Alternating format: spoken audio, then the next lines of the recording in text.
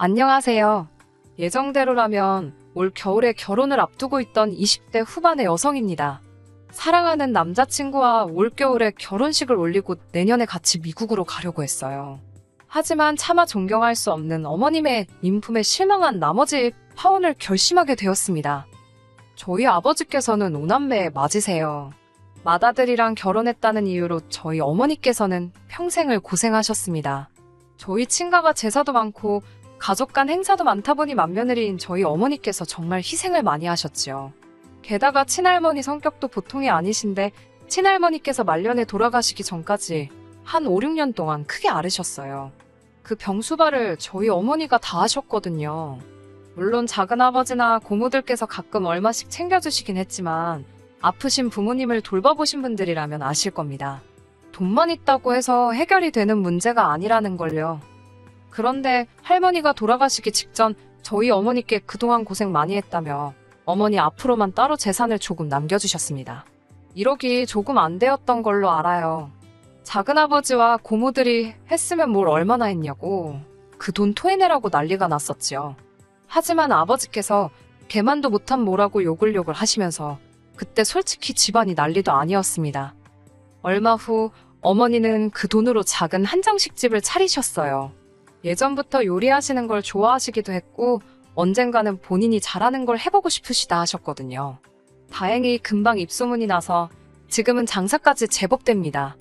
아버지까지도 당신 때문에 이런 솜씨 발휘도 못 해보고 살게 했다며 미안해 하실 정도였으니까요. 아무튼 딸로서 어머니가 일평생 생고생하시는 걸 옆에서 다 지켜봐서 그런지 아무리 호감이 생기더라도 장남이라고 하면 마음이 차게 식더라고요. 주변 친한 친구들도 제가 그 정도라는 걸 알아서 애시당초 장남은 소개를 안 시켜줬습니다. 그러다 소개받게 된 사람이 지금의 남자친구였어요. 공대를 나와 IT 회사에 다니고 있는 남자였습니다. 친구 말로는 성격도 좋고 돈도 잘 번다면서 덧붙이기를 둘째라고 하더라고요. 위로 결혼한 형이 있고 아래로는 8살 어린 여동생이 하나 있다고요. 저를 위해서 자기가 꼼꼼히 조사했답니다. 그렇게 남자친구를 소개받았어요. 동갑내기라 말도 잘 통하고 제가 영화랑 전시회 보는 것을 좋아하는데 남자친구도 취향이 비슷하더라고요. 금방 사귀는 사이로 발전하는가 싶더니 사귄 지 1년도 되지 않아서 결혼 이야기까지 나왔습니다. 생각보다 빠르게 결혼 이야기가 오가게 된 이유는 당시 제가 외국계 금융회사를 다니고 있었는데 회사에서 미국 지사로 나갈 지원자를 찾고 있었거든요. 저는 오래전부터 해외에서 일을 하고 싶은 욕심이 있었기 때문에 그 기회를 놓치고 싶지 않았습니다. 하지만 남자친구도 많이 좋아했기 때문에 어떤 결정을 내려야 할지 고민이 되더라고요. 그런데 제 이야기를 들은 남자친구는 자기도 해외에 나가서 석사학위를 따오고 싶다며 자기와 함께 가자고 하더라고요.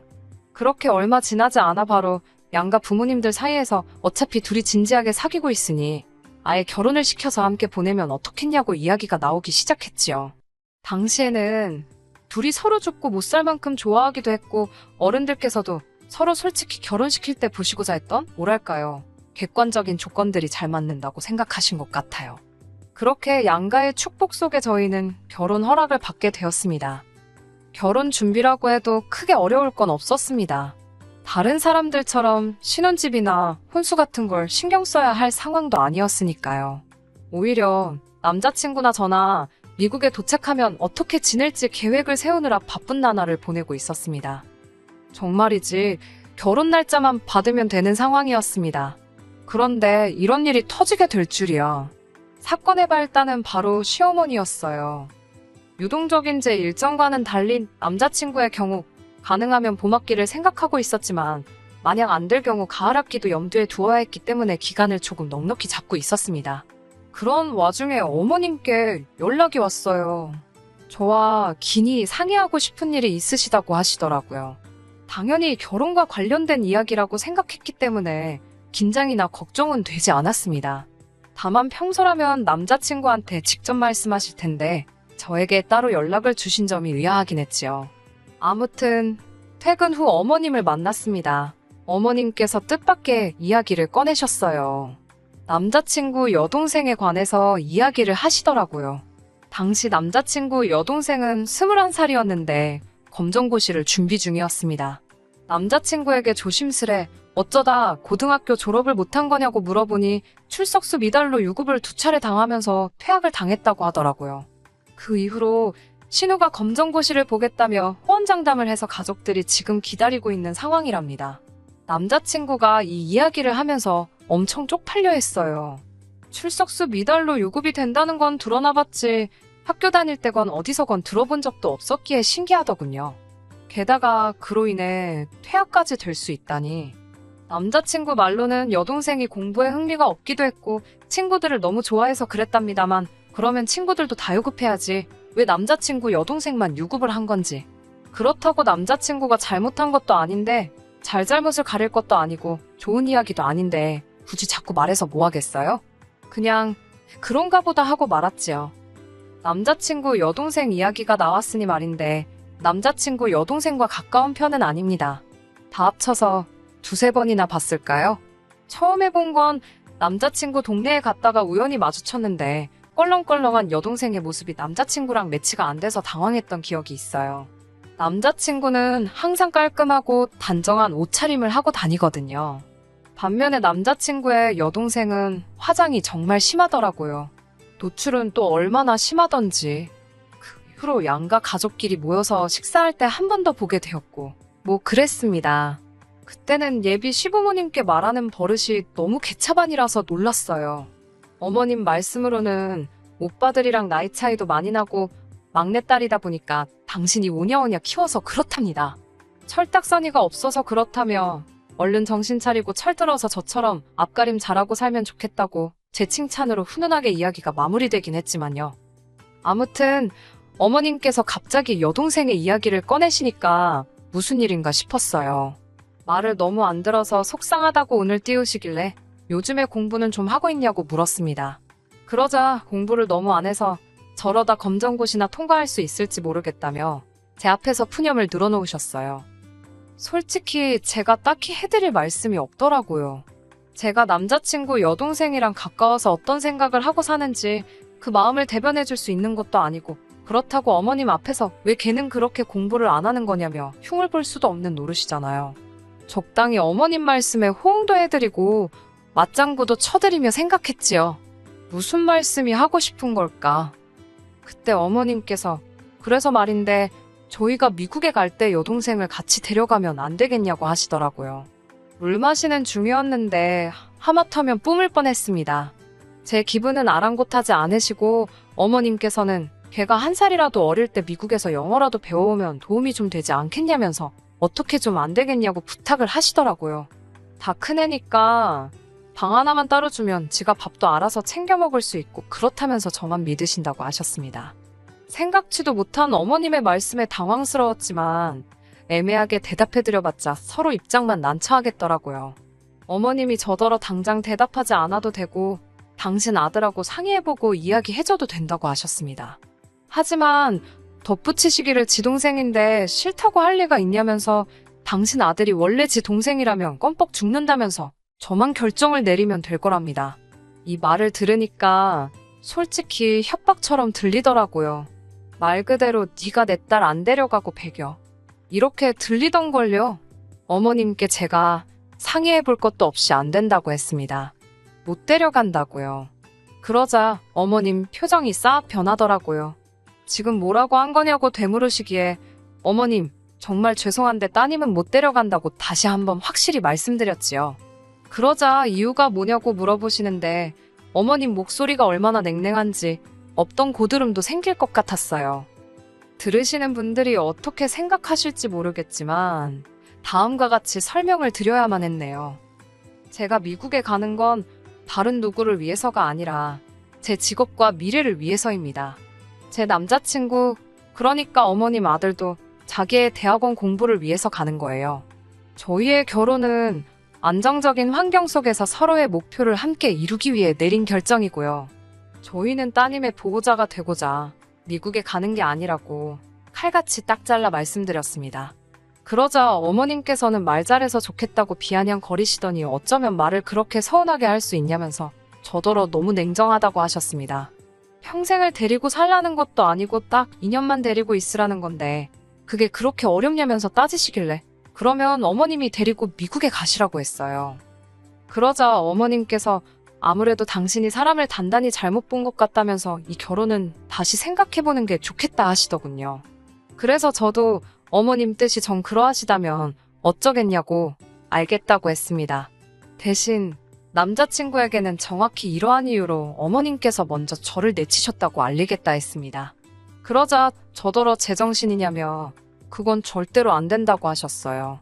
제가 그렇게 말하면 당신 아들이 당신을 어떻게 생각하겠냐면서 지금 부모 자식 사이 이간질하려는 거냐고 따지시더라고요. 저도 모르게 노려보듯이 어머님을 똑바로 쳐다보고 말았습니다. 마음속으로 어머님께 너무 실망을 했거든요. 이전까지는 그래도 좋은 어른이라고만 생각했지 이렇게 경우 없으신 분이라곤 상상도 못했는데 참담한 심정이라 몰아드릴 말씀이 없었습니다. 그렇게 어색하게 몇 분간 정적이 흘렀습니다. 갑자기 어머님께서 당신이 경솔하셨다면서 말을 심하게 한 것 같다고 한 발 물러서시더군요. 딸 때문에 하도 답답하다 보니까 경우 없는 소리를 하신 것 같다면서요. 이때 잠깐이지만 많은 생각이 스쳤습니다. 어머님 입장에서는 이 정도로 한 발 물러서시기도 어쩌면 굉장히 어려우신 일이셨을 텐데 싶기도 했고 동시에 이런 일이 두 번 없으리란 보장이 없는데 어찌해야 좋을지 갈등이 되었어요. 저는 고민 끝에 이번 일은 없던 일로 생각하고 넘어가기로 했습니다. 어른도 실수할 때가 있는 법이라고 여기기로 했지요. 특히 자식 문제가 얽혀있을 때는 그럴 수도 있다고 말이에요. 언젠가 남자친구로부터 막내딸에 대한 어머님 아버님의 사랑이 극진하다는 이야기를 들은 적도 있었기에 이해하려고 들면 아주 이해 못할 일도 아니었어요. 하지만 그쯤에서 멈춰주셨다면 좋았을 텐데 어머님은 또 한 번 선을 넘으셨습니다. 그리고 이번만큼은 저도 도저히 용서를 할 수가 없었기에 결혼까지 무르게 되었네요. 그날 이후로 한두 달쯤 지난 얼마 전에 있었던 일입니다. 남자친구랑 만나서 비행기 티켓도 같이 발권하고 이것저것 필요한 서류들도 정리하려고 만났는데 남자친구 표정이 어둡더라고요. 무슨 일이냐고 물으니 여동생이 자취를 시작하게 되었다는 거예요. 갑자기 무슨 자취? 어디서? 갑자기 왜? 깜짝 놀라서 저도 모르게 연달아 질문 공세를 퍼부었어요. 그러자 남자친구가 한숨을 내쉬더니 정말 미치겠다면서 사실 여동생에게 애인이 있었답니다. 남자친구 여동생 나이면 사실 한참 연애할 때긴 하니까 그럴 수도 있지 라고 생각하려는 찰나 남자친구가 덧붙이기를 여동생보다 20살이 많은 남자랍니다. 둘의 관계를 알아차린 건 어머님이셨어요. 집 앞에서 애인이라는 그 사람이 남자친구 여동생을 끌어안는 걸 어머님이 보시고는 당신 딸이 무슨 일이라도 당하는 줄 아셨답니다. 그래서 들고 계시던 장바구니로 내리치셨는데 남자친구 여동생이 지금 무슨 짓이냐며 자기 애인이라고 소리를 질렀고요. 그렇게 둘의 관계를 어머님 아버님이 알게 되시고 집안이 난리가 났지요. 울고불고 못 헤어진다는 딸에게 어머님은 검정고시부터 통과를 해라. 그러면 둘의 사이를 인정해주겠다고 조건을 거셨고 그러자 여동생도 자취부터 시켜달라. 그러면 1년 안에 검정고시 보고 내친 김에 수능까지 보고 대학도 간다고 그랬답니다. 어머님 아버님은 또 결국 져주시고 그렇게 된 거였어요. 듣고 있으니까 솔직히 말도 안 되는데 제가 나설 자리는 아니니까요. 어머님 아버님이 그렇게 하신다고 결정을 내리셨다는데 제가 옳다 그르다 할 수도 없는 노릇이고요. 그래서 어디서 자취하냐니까 서울 무여대 근처라고 하더라고요. 어머님이 대학가가 그나마 안전하지 않겠냐면서 거기로 정해주셨답니다. 그런데 어디서 들어봤다 싶어서 생각해보니까 저희 어머니 한정식집 바로 옆이더라고요. 그때만 해도 신기한 우연이라고만 생각했어요. 어머님한테 그런 계획이 있으신 줄은 차마 모르고 말이에요. 며칠 뒤 저희 어머니하고 통화를 하는데 어머니가 이상한 말씀을 하시더라고요. 저더러 사돈처녀, 그러니까 남자친구 여동생하고 친하냐고 물으시는 거예요.